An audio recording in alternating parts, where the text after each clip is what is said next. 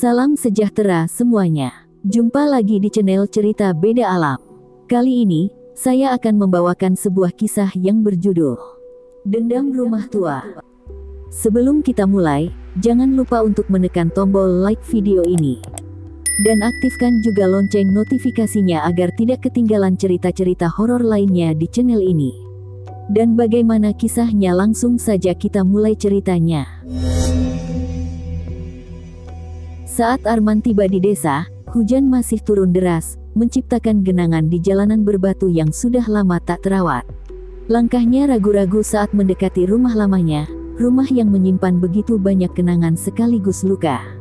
Pintu kayu tua itu masih berdiri kokoh, meskipun catnya sudah mengelupas dan berjamur. Dengan tangan gemetar, ia merogoh kunci lama yang masih ia simpan di gantungan kunci usangnya. Namun sebelum sempat memasukkannya ke dalam lubang, pintu itu perlahan terbuka sendiri, berderit pelan. Di dalam, aroma lembab bercampur bau kayu lapuk memenuhi hidungnya. Ruangan itu tampak persis seperti yang ia tinggalkan 5 tahun lalu, kursi reyot di sudut, lemari tua, dan foto keluarganya yang masih tergantung di dinding berdebu. Namun ada sesuatu yang aneh. Di meja ruang tamu, sebuah ponsel lama tergeletak. Ponsel ibunya. Layarnya menyala, menampilkan satu pesan. "Arman, kamu sudah pulang. Ibu menunggumu di kamar." Jantungnya berdegup kencang. Perlahan, ia melangkah menuju kamar ibunya. Setiap langkah terasa semakin berat. Saat pintu kamar terbuka, hawa dingin menyergapnya. Di tengah ruangan yang gelap, sosok samar berdiri menghadap jendela. "Arman," suara itu bergema, parau namun penuh rindu. Arman membeku. Tubuhnya gemetar saat sosok itu perlahan berbalik, menampakkan wajah pucat yang begitu ia kenal ibunya, dengan mata kosong dan senyum samar. "Akhirnya kamu pulang, Nak." Tiba-tiba, lampu kamar berkelip-kelip. Pintu di belakangnya tertutup sendiri dengan suara keras. Arman tersadar, ia mungkin seharusnya tidak pernah kembali. Rumah tua itu berdiri angkuh di tengah kebun yang kini tak terawat. Dulu, rumah ini adalah tempat penuh tawa dan kebahagiaan. Namun, bertahun-tahun setelah kepergian keluarganya, hanya kesunyian yang tersisa. Cat temboknya mengelupas, jendela kayunya berderit tertiup angin. Pohon-pohon besar di sekitar rumah menciptakan bayangan aneh yang bergerak seiring hembusan angin. Arman kembali ke rumah masa kecilnya setelah bertahun-tahun pergi. Hatinya dipenuhi rasa rindu sekaligus kegelisahan. Begitu ia melangkah masuk, bau lembab bercampur anyir menyambutnya. Bau itu seperti daging busuk yang sudah lama membusuk, membuat perutnya bergejolak. Di ruang tamu, kursi-kursi masih tertata seperti dulu, seakan keluarganya baru saja meninggalkannya. Namun, sesuatu terasa berbeda. Matanya tertuju pada dinding tempat foto keluarga mereka tergantung.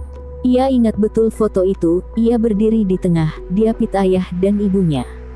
Tapi kini, hanya ada dua sosok di dalam bingkai itu, ayah dan ibunya. Wajahnya telah menghilang, jantungnya berdegup kencang. Ia mengusap wajahnya, mencoba menenangkan diri. "Mungkin aku terlalu lelah," gumamnya, meskipun perasaan tidak nyaman terus mengganggunya. Ia melangkah ke dapur. Meja makan masih ada di sana, tertutup debu. Gelas kaca yang ia ingat pernah pecah saat masih kecil kini utuh kembali, berdiri sempurna di meja. "Ini tidak masuk akal," bisiknya. Tiba-tiba, suara langkah kaki terdengar dari lantai atas. Arman menegang. Tidak mungkin ada orang lain di rumah ini. Dengan ragu, ia menaiki tangga yang berderit di bawah langkahnya. Pintu kamar orang tuanya terbuka sedikit. Ia mendorongnya perlahan. Cahaya bulan yang masuk melalui jendela menerangi ruangan. Di sudut kamar, ia melihat sosok duduk di kursi goyang. Ibunya. Namun, wajahnya pucat dan matanya kosong. Bibirnya bergerak tanpa suara. "Ibu." Suaranya gemetar. Sosok itu mengangkat wajah, menatapnya lurus-lurus. "Arman." Suaranya lirih, seperti bisikan angin. "Kenapa kamu kembali?" Arman mundur selangkah. "Ibu, apa maksudnya?" Sebelum ibunya bisa menjawab, suara lain bergema dari balik pintu lemari. Suara ketukan pelan, disertai isakan kecil. Arman menoleh ke arah suara itu, tangannya gemetar saat hendak membuka pintu. Saat pintu terbuka, ia membeku. Di dalamnya, terdapat seorang anak kecil yang mirip dengannya saat masih kecil. Anak itu mengenakan pakaian yang sama seperti yang ia pakai di foto keluarga mereka dulu. Matanya penuh air mata, tangannya berusaha meraih keluar. "Kenapa aku di sini?" Suara anak itu terdengar lirih. "Aku ingin keluar, aku ingin pulang." Arman mundur, kepalanya berdenyut hebat. Kenangan membanjiri pikirannya. Malam itu, bertahun-tahun yang lalu, ia ingat bermain petak umpet dengan keluarganya. Ia bersembunyi di dalam lemari. Tapi sesuatu terjadi, ia terjebak, tidak bisa keluar. Ia ingat berteriak, menangis, tetapi tidak ada yang datang. Lalu, kegelapan menelannya.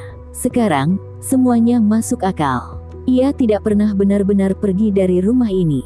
Ia sudah mati sejak malam itu. Ibunya masih menatapnya, air mata mengalir di pipinya. "Maafkan ibu." Arman merasakan tubuhnya semakin ringan. Ia menoleh ke cermin di kamar itu. Tidak ada bayangannya. Dengan satu tarikan napas terakhir, ia tersenyum. Bayangan yang terhapus kini telah kembali ke tempatnya. Dan rumah tua itu akhirnya bisa beristirahat dalam keheningan abadi.